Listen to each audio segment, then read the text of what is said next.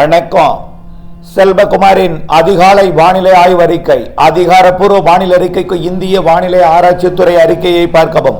2025 October 17 வெள்ளிக்கிழமை அதிகாலை நிலவர வானிலை பதிவு. வானிலை அமைப்பு. நேற்றைக்கு குமரிக்கடல் மற்றும் அதனை ஒட்டியுள்ள அரபிக்கடல், தென்கிழக்கு அரபிக்கடல், கேரள கடலோரம், கன்னியாகுமரியை ஒட்டி நீடித்துக் கொண்டிருந்த அந்த காற்று சுழற்சி கேரள கடலோரத்தை நோக்கி நகர்ந்து விட்டது. குமரிக்கடலில் இப்பொழுது இல்லை, கேரள கடலோரத்தில் நீடிக்கிறது. கேரள கடலோரத்தில் நீடித்துக் கொண்டு அப்படியே மகாராஷ்டிர கடலோரம் வரைக்கும் வளிமண்டல சுழற்சியால் பிணைக்கப்பட்டு மகாராஷ்டிரா, கோவா, கர்நாடகா, கேரளா வரைக்கும் நீண்ட ஒரு சுழற்சியாக தெற்கு பகுதியை, கேரளாவோட தெற்கு பகுதியை மையமாக வைத்து சுழன்று கொண்டிருக்கிறது. கீழடுக்கில் கேரளாவின் தெற்கு பகுதி, மேலடுக்கில் மகாராஷ்டிரா, அப்படித்தான் சொல்ல வேண்டும். இதனிடையே கிழக்கு காற்றோட வருகை மிக கம்மியாக தான் இருக்கு, ரொம்ப குறைவு. இன்னும் என்ன இடையில அடுத்தடுத்து நமக்கு வர வேண்டிய நிகழ்வு இருக்கு இல்லையா, அது இடைமறித்து வைத்திருக்கு, வேற ஒன்றும் இல்லை. இப்போ வரக்கூடிய 23ஆம் தேதி தீபாவளிக்கு அடுத்த நாள் ஒரு காற்று சுழற்சி வரப்போகுது. அதுவும் மழைப்பொழிவை கொடுக்க போகுது. அதுக்கு அடுத்தபடியாக பார்த்தீங்கன்னா 24, 25 தேதிகளில் தீவிரமாகி இன்னொன்று 26, 27, 28 தேதிகளிலே மிக கனமழைப்பொழிவு, அதிக மழைப்பொழிவு, அதீத மழைப்பொழிவு எல்லாம் வடகடலோரம் டெல்டா மாவட்டங்களுக்கு வடக்கே, டெல்டா மாவட்டங்களுக்கும் வாய்ப்பு இருக்கு, டெல்டாவிற்கு வடக்கே அனைத்து வட உள் மாவட்டம் வடகடலோரத்திற்கு கொடுத்து ஆந்திர பிரதேசத்தில் புயலா போய் கரை கடக்க போகுது. இது ஆக இந்த மாத இறுதிக்குள்ள 3 நிகழ்வுகள் இருக்கு. ஒன்று இப்பொழுது அரபிக்கடலில் இருப்பது, மற்றொன்று 22, 23 தேதிகளிலே இலங்கை மற்றும் வட தமிழ்நாட்டின் கரையை ஒட்டி வரப்போகிறது. அடுத்தது மாத இறுதியில் 25, 26, 27, 28 தேதிகளிலே அதீத மழைப்பொழிவை கொடுக்க வருவது. சரி, இவையெல்லாம் என்ன செய்ய போகிறது?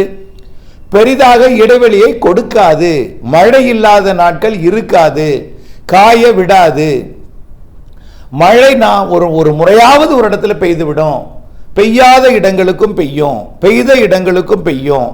இப்பொழுது மழை பொழிவு எங்கே பெய்து கொண்டிருக்கிறதுன்னு பார்த்தீங்கன்னா, இப்போ சிஸ்டம் கொஞ்சம் வடக்கு நோக்கி நகர்ந்த ஆந்திர பிரதேச கரையோரம் வழியாக காற்றை குவித்து கொண்டிருக்கிறது. கொஞ்சம் கொஞ்சமாக அது சுருங்கும் போது என்ன ஆகிடும்? ஒட்டுமொத்தமாக கேரளா வழியாக தான் அது கொஞ்சம் கொஞ்சமாக தமிழ்நாட்டின் வழியாக முழுமையாக பயணிக்க தொடங்கிடும். இருந்தாலும் இப்போ ஒரு நீண்ட சுழற்சியாக இருந்து கொண்டு மகாராஷ்டிரா வழியாகவும், கோவா வழியாகவும், கர்நாடகா வழியாகவும் காற்றை வழிநடத்துகிற காரணத்தினாலே, தெற்கு ஆந்திரா, வட தமிழகம் வழியாக காற்று பயணிக்கிற காரணத்தினாலே கடற்காற்று கடலூர், புதுச்சேரி, விழுப்புரம், செங்கல்பட்டு, சென்னை, திருவள்ளூர் மற்றும் ஒட்டுமொத்த ஆந்திர கடலோரம் வழியாக காற்று பயணிக்கிறது. மழைப்பொழிவும் அங்கே பொழிகிறது. உள்ளே பார்த்தீங்கன்னா ராணிப்பேட்டை மாவட்டத்திலையும் மழை, திருவண்ணாமலை மாவட்டத்தோட கிழக்கு பகுதியிலையும் இப்போ மழை பெய்து கொண்டிருக்கு, கள்ளக்குறிச்சி மாவட்டத்திலையும் ஆங்காங்கே, அரியலூரின் வடக்கு பகுதி, கடலூர், அரியலூரில் கூட பெரிதா இல்லை, கடலூர் மாவட்டத்திலையும் பரங்கிப்பேட்டை கிடையாது, பரங்கிப்பேட்டைக்கு இருக்கும். ஆனால் நல்ல மழைனா கடலூர், ஓட்டி, என்டி, அப்படியே பன்ருட்டி கூட குறைவாக தான் இருக்கு. இப்போ கடலோரம் பெய்து கொண்டிருக்கு. இப்படி மழைப்பொழிவு வடகடலோரம் வழியாக காற்று பயணிப்பதன் காரணமாக அமைந்து கொண்டிருக்கு. அரபிக்கடலில் கேரள கடலோரம் நீடித்துக் கொண்டிருக்கூடிய இந்த காற்று சுழற்சி நாளை 18ஆம் தேதி சனிக்கிழமை காற்றழுத்த தாழ்வு பகுதியாக உருவெடுக்கும் பொழுது மகாராஷ்டிரா வரைக்கும் நீண்டிருப்பது அப்படியே சுருங்கி லட்சத்தீவு பகுதிகளுக்கு வந்துடும், ஒன்றிணைந்து விடும் எல்லாம். அப்ப என்னாகும்? ஆந்திர பிரதேசத்தோட தெற்கு பகுதி வழியாகத்தான் காற்று போகும், தமிழ்நாடு வழியாகத்தான் காற்று அரபிக்கடலுக்கு போகும். இதனிடையே புதிய காற்று சுழற்சி ஒன்று வரக்கூடிய தீபாவளிக்கு அடுத்த நாள் தமிழ்நாட்டின் கரையை நெருங்க இருக்கிறது. இதனால இது எல்லாமே கட்டுப்படுத்தி அமைக்கும் வழியாக, அதாவது கேரளாவிற்கு காற்று பயணித்தாலும் அது கட்டுப்படுத்தி தமிழ்நாட்டு ஊடாகத்தான், தமிழ்நாட்டின் வழியாகத்தான் பயணிக்கும் வகையில், கட்டுப்படுத்தி அமைக்கும் வகையில் நீராவி காற்றை, கிழக்கு காற்றை, நிலநடுக்கோட்டு இந்திய பெருங்கடல் காற்றை குவித்து அனுப்பும் வகையில் அமைய போகிறது. அதனால மழை இருந்து கொண்டே இருக்கும். சரி, இப்பொழுது கடலூர் மாவட்டத்தின் வடக்கு பகுதி முதல் திருவள்ளூர் வரை தமிழ்நாட்டில் பொழிந்து கொண்டிருக்கூடிய மழையும், அதே போல தென் மாவட்டத்திலையும் ராமநாதபுரம் தூத்துக்குடி மாவட்டத்திலையும் மழை பொழிந்து கொண்டிருக்கு. ஆகவே இந்த ரெண்டு இடத்துல தெற்கையும் வடக்கையும் பொழிந்து கொண்டிருக்கூடிய மழை டெல்டாவிலே ஒரு தெளிவான வானம் இருக்கு. அப்படி இருந்து கூட வேதாரண்யம் உள்ளிட்ட கடலோர பகுதிகளில் ஆங்காங்கே விட்டு ஆங்காங்கே மழை, அதாவது செம்போடை உள்ளிட்ட பகுதியில் இப்பொழுது மழை. இப்படி இருந்து கொண்டிருக்கிற நிலையில வெயில் வந்ததும் வெப்பம் உயர்ந்ததும் மீண்டும் வழித்தடத்தை மாற்றும். நாம் ஏற்கனவே சொல்லி இருக்கிறோம், வளிமண்டல சுழற்சி என்றாலே வெப்பம் வந்தாதான் மழையாக மாறும். காற்றழுத்த தாழ்வு பகுதியாக உருவானால்தான் கடல் நீராவியை அதிகம் ஏற்றும். வளிமண்டல சுழற்சிக்கு வெப்ப நீராவி வேண்டும். அதாவது வளிமண்டல சுழற்சி என்பது குளிர்காற்று, அதற்கு வெப்ப நீராவி இணைவு வேண்டும். வெப்ப நீராவி என்பது கடலிலிருந்து வளிமண்டல சுழற்சி ஈர்க்காது, கீழடுக்கில் இருக்கக்கூடிய காற்றை வெப்பத்தால் லேசாக்கி மேலெடுப்பி வளிமண்டல சுழற்சி மழையாக மாற்றும். அதன் அடிப்படையில் அதிகாலையில் வடகடலோரம் கடலூருக்கு வடக்கே கடலூருக்கும் மழைப்பொழிவை கொடுத்தாலும் காலையிலிருந்து கொஞ்சம் கொஞ்சமா வெயில் அடிக்க 10 மணியிலிருந்து மீண்டும் டெல்டாவிற்குள் மழை வந்துவிடும்.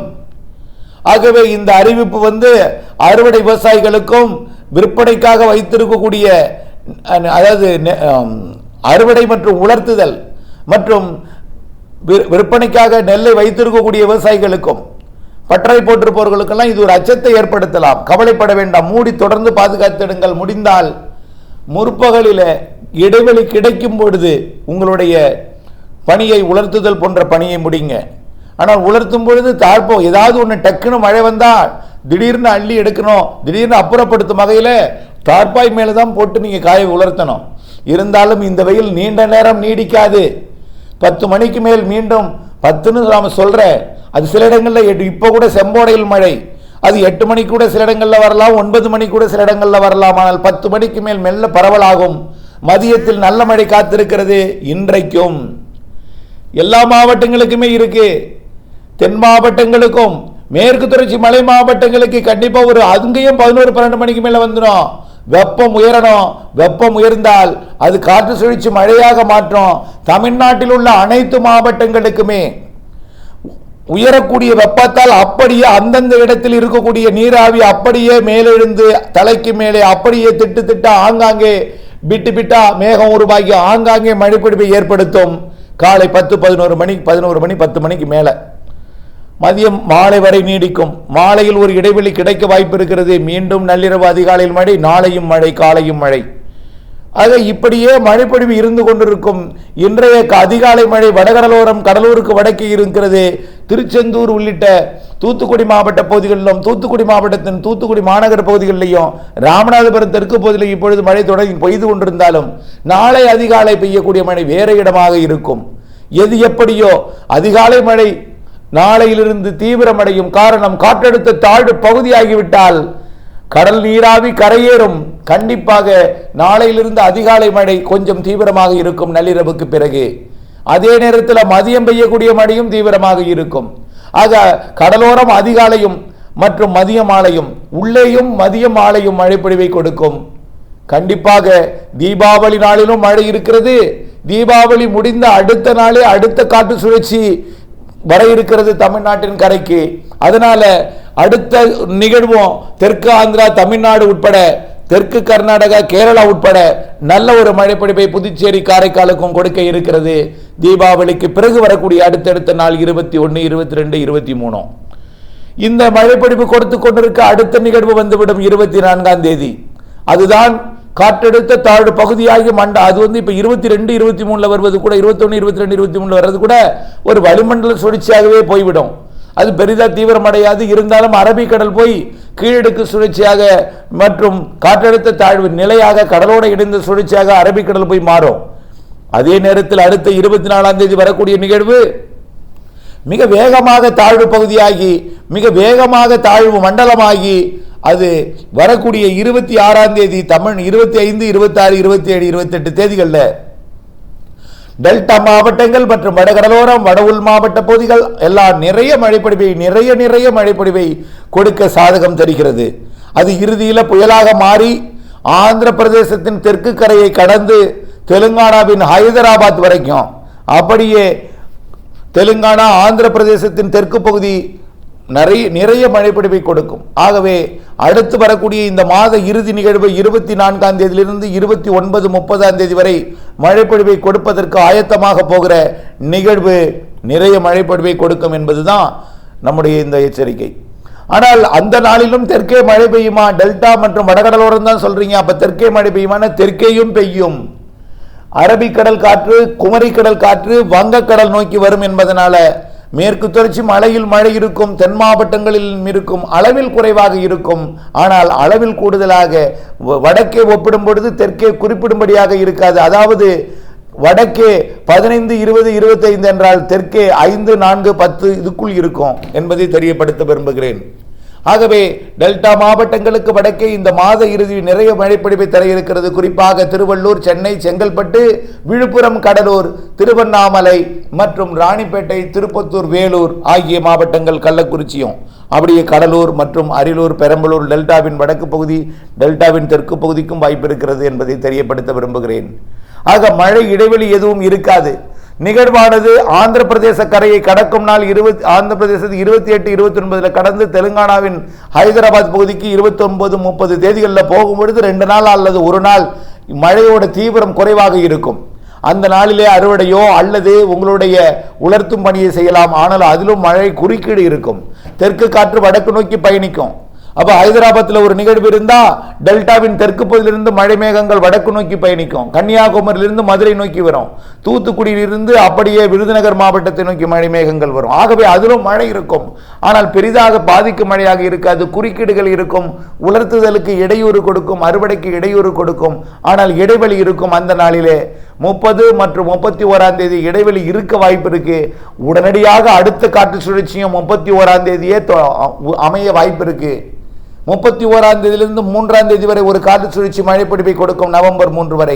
நவம்பர் 5 அடுத்த வலிமையான நிகழ்வு வரை இருக்கிறது. ஆக அடுத்தடுத்த நிகழ்வுகள் பொங்கல் வரை இருக்கிறது, ஜனவரி 26 வரை இருக்கிறது என்பதையும் 100 நாள் மழை இருக்கிறது என்பதையும் ஏற்கனவே தெரிவித்தபடி அமையும். இடைவெளியும் இருக்கும், மழையும் இருக்கும். மழை நாட்கள் தான் அதிகமாக இருக்கும், இடைவெளி நாட்கள் மிக மிக குறைவாக இருக்கும்.